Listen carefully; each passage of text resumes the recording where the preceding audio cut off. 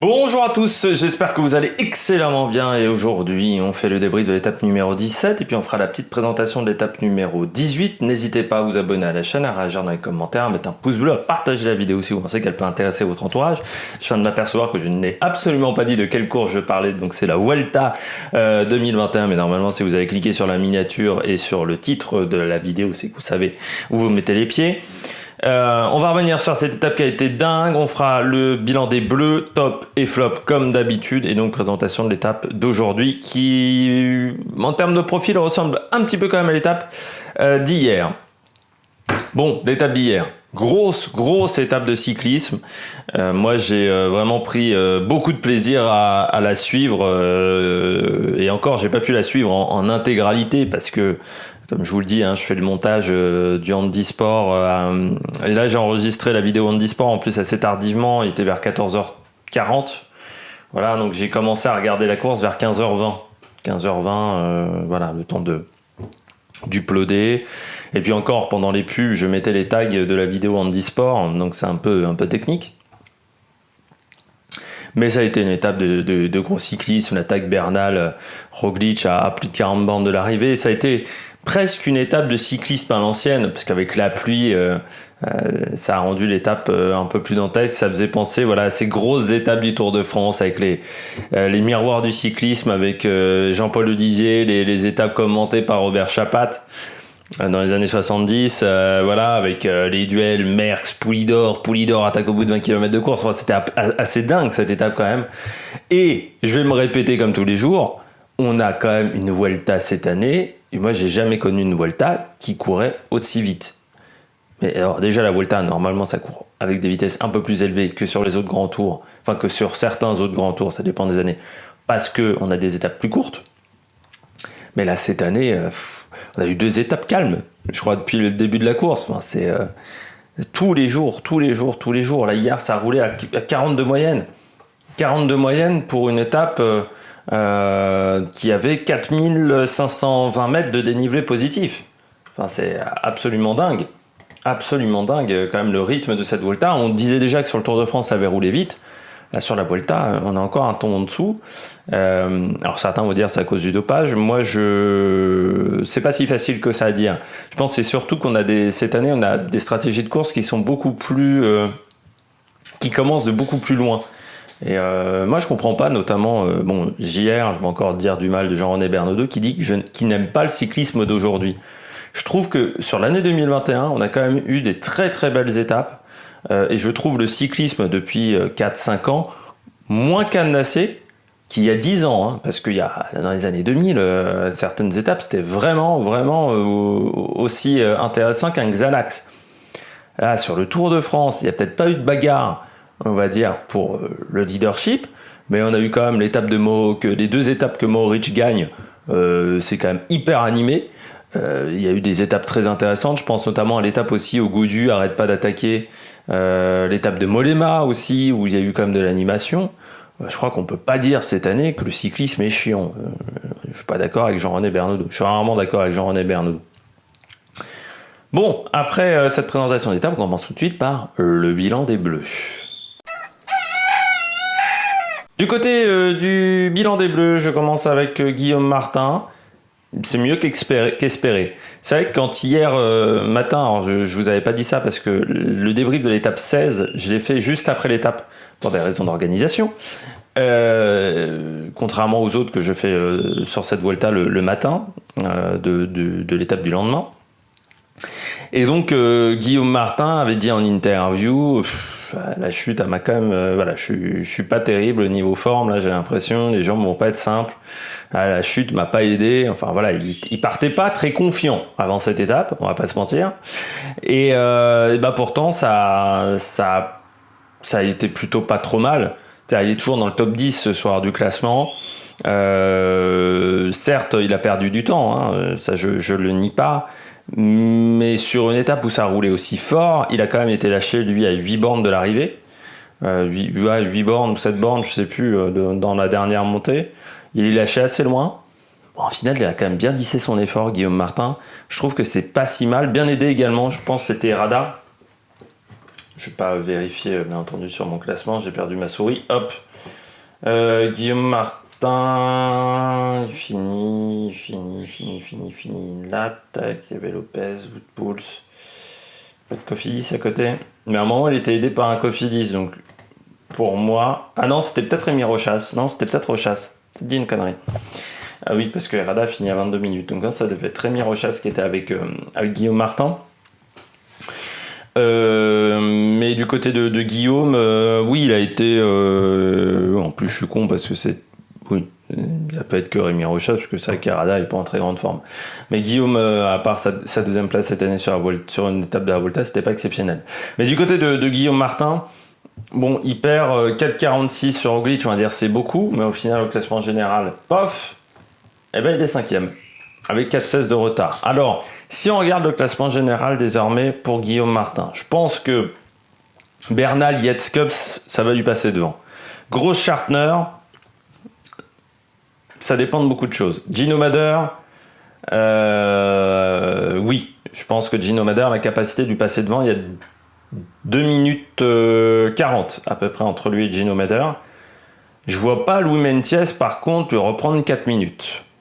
Je vois pas Odd Christian King lui reprendre 3 minutes, oui, quasiment 4 minutes non plus.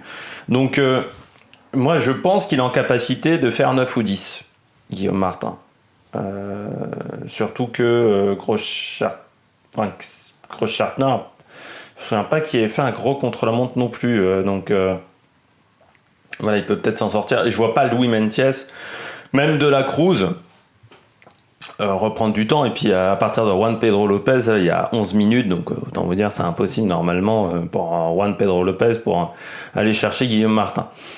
Donc ça semble plutôt bien parti quand même pour le top 10. Alors il ne faudra pas qu'il s'écroule aujourd'hui ni samedi.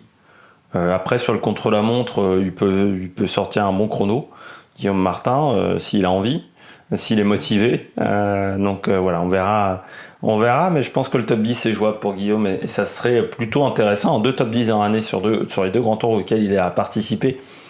Il n'y en a pas beaucoup qui ont fait ça dans la saison. Je continue avec Champoussin, 10e de l'étape. C'est pas mal pour Clément Champoussin, qui finit à 2,44. Il a fait une belle journée. Clément Champoussin, il finit derrière Mentiès. Il finit avec Kreuzweig devant Großschartner.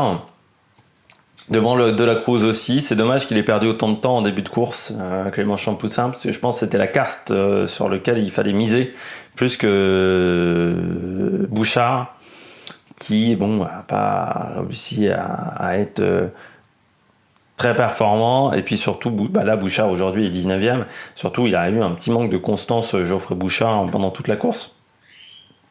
Du côté de Champoussin, c'était vraiment pas mal sur cette étape-là. Il s'est bien accroché, il a lâché assez tardivement. Donc voilà, chapeau. Il finit qu'à 1 minute 10 du groupe Jack Egg, du groupe des leaders, des favoris. Donc c'est vraiment une belle étape pour Clément Champoussin. Lui, l'année prochaine, je pense qu'il y aura un véritable objectif de classement général sur un grand tour pour Clément Champoussin, encore plus que cette année. Il sera attendu, Clément Champoussin, l'année prochaine. C'est vrai que on lui a fait faire le Giro, mais il a abandonné assez vite. Je rappelle que c'est quand même un coureur qui a 23 ans, mais qui est que dans sa deuxième année complète. On va dire, l'année dernière, il est arrivé chez J2R le 1er avril, après avoir été stagiaire 2 années d'affilée, 2019 et 2018. En plus, l'année prochaine, il sera en fin de contrat. Voilà, c'est qu'il y a des équipes qui recherchent parfois peut-être des leaders, peut-être en pro team notamment. Il sera courtisé, je pense, Clément Champoussin l'année prochaine. Je continue du côté des Français. J'aurais pu parler d'Olivier Le Gac également, qui a tenté d'attaquer dans l'étape et qui a été l'un des rares qui a réussi à faire un échappé qui ne tenait plus de 20 km. Donc il a quand même fait un grand numéro. Voilà, je voulais le souligner rapidement. Puis je termine en flop avec Kenny Alisson, parce que abandon de Kenny Alisson, donc était en grande difficulté déjà depuis le début de la deuxième semaine, depuis quasiment qu'il avait eu son maillot rouge, 3-4 jours après, il était déjà en grande difficulté. C'est dommage quand même pour Kenny Alisson, parce que j'attends le jour où il arrivera à être leader sur un grand tour. Kenny Elissonde, c'est quand même un peu un espoir qui, pour le moment, n'a pas confirmé. Même vainqueur à l'Angliru, Kenny Elissonde. Très fort quand même à la FDJ, même si on misait pas trop sur lui quand même, à la FDJ. Mais il y a eu un bon passage du côté de la Sky. Depuis qu'il est... déjà, sa dernière année à la Sky avait été dure. Chez la Trek, c'est pas incroyable. Il a encore 2 années de contrat du côté de la Trek. J'espère qu'à un moment, il retrouvera un peu les jambes. Je dirais pas des jambes de qualité, mais qu'il arrivera à tenir 3 semaines de course, quoi, parce que c'est dommage. Il a fait 2e à Malocène. Bon, là, il fait 3e à Opicon Blanco aussi, hein, cette année. 6e de la Mont Ventoux dénivelé Challenge. 5e du classement de la montagne de Paris-Nice. Mais quand tu sais que c'est un mec qui a gagné à l'Angliru à 23 ans, un truc comme ça, 23 ou 22 ans, tu te dis, bon... quand même un peu tristoun, quoi, en ce moment, du côté, je trouve, de ce coureur français. Attaque de Marlou! On passe au coureur au top. Du côté des coureurs au top, je commence avec le coureur Primož Roglič, le nouveau leader du général, avec désormais une belle avance de 22. Soit Enric Mas et Miguel André Lopez arrivent à lui faire mal aujourd'hui, soit ça me semble quand même compliqué qu'ils perdent de 22 dans l'étape de samedi et dans le chrono. Donc du côté de Primož Roglič, il a peut-être sécurisé le maillot rouge hier. Incroyable quand même cette capacité à gérer l'effort, parce qu'il colle quand même 1,35 à Egan Bernal en 7 km et demi. Alors je sais bien que Egan Bernal n'est pas dans la forme de sa vie, mais il était intenable hier, il était intenable. Enfin voilà, il perd 10 secondes je crois dans les 3 derniers kilomètres, en ayant fait plus de 40 bandes d'échappée. Enfin c'est assez dingue quand même du côté de Primož Roglič. Voilà, très bonne gestion de l'effort. On parlait dans les commentaires de Pogačar, qu'on n'avait jamais vu exploser très rarement, à part sur la Bretagne Classique. Moi, j'avais dit également à Imola, où il avait un peu craqué dans le dernier tour au championnat du monde. Roglič, à part quand il est pas bien, mais quand il attaque, moi je l'ai rarement vu exploser après une attaque, Roglič. J'ai pas souvenir là, pour tout vous dire. Il a très bien géré son effort. Il a fait un petit peu le même numéro qu'il avait fait avec David Gaudu sur le Tour du Pays Basque. C'était à peu près la même situation face à Pogačar là. Et puis les autres ont eu leurs yeux pour pleurer hier soir, parce que ça a fait très très mal. Costaud, et puis il n'y a pas grand chose à dire, quoi. Il était impressionnant. Il nous a fait un contre-la-montre de 1 heure. C'était vraiment bien, et pourtant moi je me suis dit putain, il prend des risques là, à attaquer. On aurait pu se contenter de la dernière montée. De toute manière, il a déjà une marche sur tous ses adversaires. Puis quand Bernal est parti, il a senti le coup mieux que moi, je peux le dire. Et ensuite, oui, quand tu vois l'avance, quand tu vois 30 secondes, 40 secondes, la minute, là tu te dis oui, bon, c'était la bonne option. Et puis à l'arrivée, quand tu vois les deux ensemble à 10 bornes, 15 bornes, tu te dis ça va peut-être être compliqué. Par contre, dès qu'il est sorti à 7 bornes et demie, je me suis dit non, c'est bon, là il est parti, il est seul, il va gérer son effort, il va être fantastique. Donc, chapeau monsieur Roglič pour cette étape. J'ai mis Egan Bernal. Alors certes, au final, il n'y a pas d'écart de temps, on va dire, pour Egan Bernal. Il a gagné qu'une place au classement. Il est 6e, il est toujours derrière Guillaume Martin.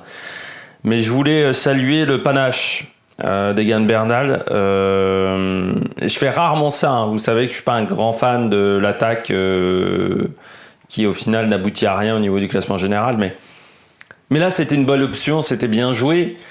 Il fallait qu'il tente, parce que de toute manière, Bernal, on sait très bien que la forme n'est pas exceptionnelle. Dans cette Vuelta, il n'arrive pas à changer de rythme. Je retrouve un petit peu le Bernal d'avant Tour de France de l'année dernière, qui n'arrivait pas à changer de rythme. Et qui... C'est pas du tout le Bernal qu'on a eu sur le Giro, ou même sur l'Estrade Bianche notamment. qui avait réussi à changer de rythme, voilà, à faire exploser tout le monde.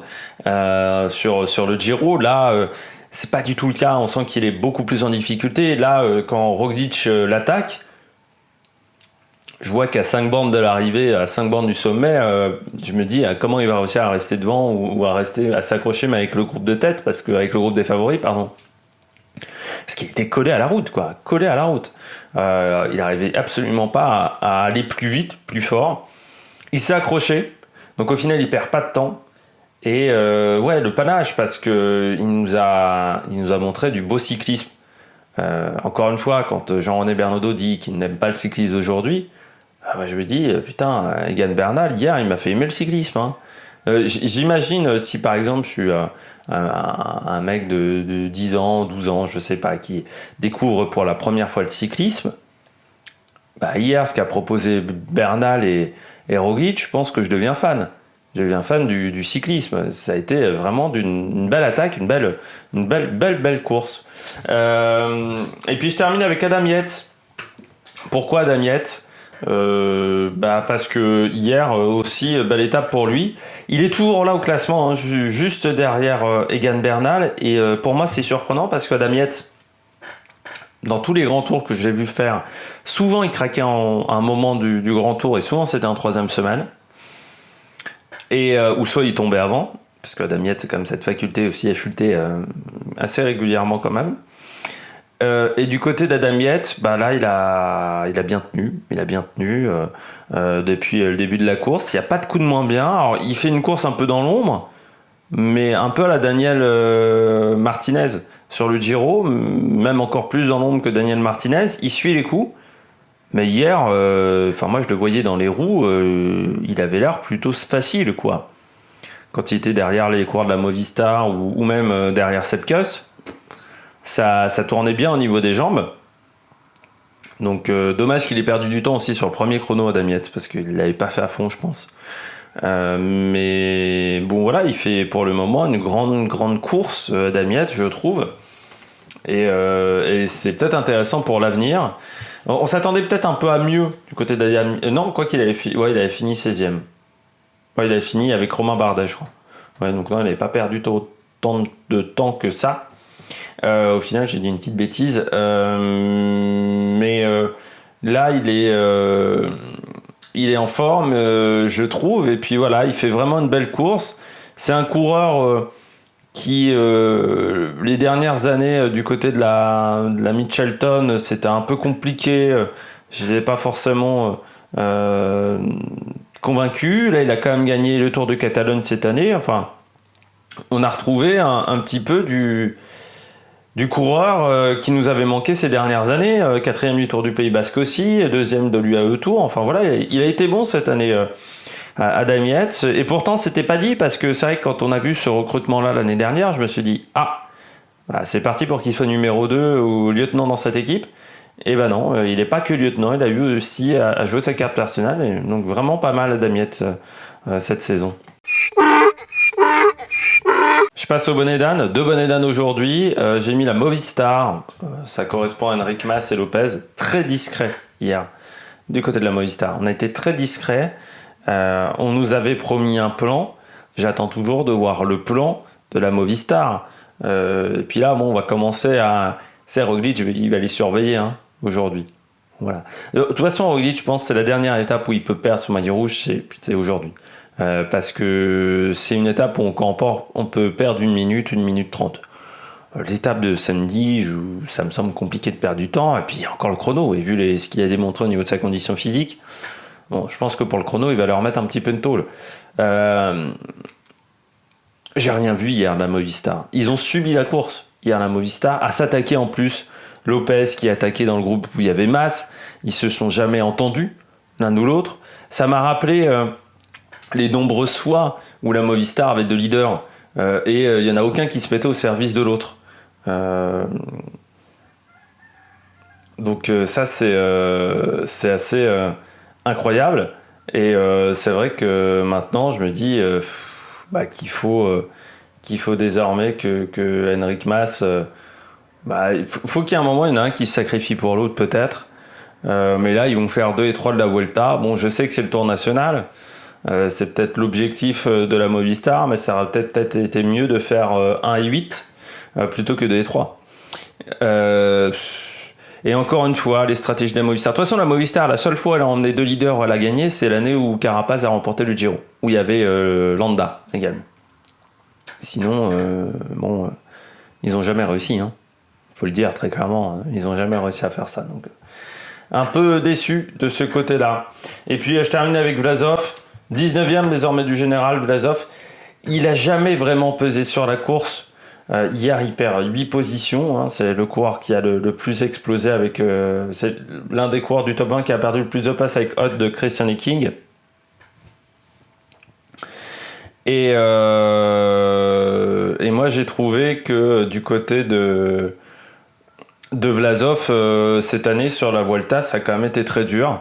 Très irrégulier, surtout Vlasov. Moi, j'ai trouvé qu'il était très très irrégulier pendant ces 3 semaines de course. Il y a des moments où il arrivait à suivre les leaders sans aucun problème. À d'autres moments, on sentait un coureur beaucoup plus en difficulté. Alors, on sait encore une fois qu'il est sur le départ. Peut-être qu'il ne voulait pas faire cette course non plus. Mais c'est vrai que là aussi, c'est décevant parce qu'il avait fait un beau Tour d'Italie. Belle 4e place. Il avait fait une bonne première partie de saison, je rappelle, 2e de Paris-Nice, 3e du Tour des Alpes, 10e du Tour de la Provence. Mais là, c'est vrai que sur cette Vuelta, ça a été beaucoup plus compliqué. Voilà. On voit notamment à Valdepeñas de Jaén, il finit 8e. Et là, hier, il finit 79e. Donc ça a été très irrégulier, très inconstant, je trouve, du côté du coureur russe. On passe à l'étape de aujourd'hui. Je vais dire de demain encore. Salas Alto del Gamonteru. Quand je disais que ça ressemblait à l'étape d'hier, c'est que c'est vraiment ça, quasiment le même profil, à part en fin de journée. C'est-à-dire on aura une côte, de la vallée, une côte, 20-30 bandes de vallée à chaque fois. La seule différence, c'est que là, aujourd'hui, l'étape ne fait que 163 km. On partira, première difficulté au kilomètre 44 le début, avec le Puerto de San Lorenzo, 10 km à 8,5 de moyenne, c'est une côte de première catégorie. Le sommet au kilomètre 54, c'est-à-dire à 110 bornes de l'arrivée, donc c'est déjà assez proche. On aura ensuite donc de la vallée, sprint intermédiaire à Barzana au kilomètre 85.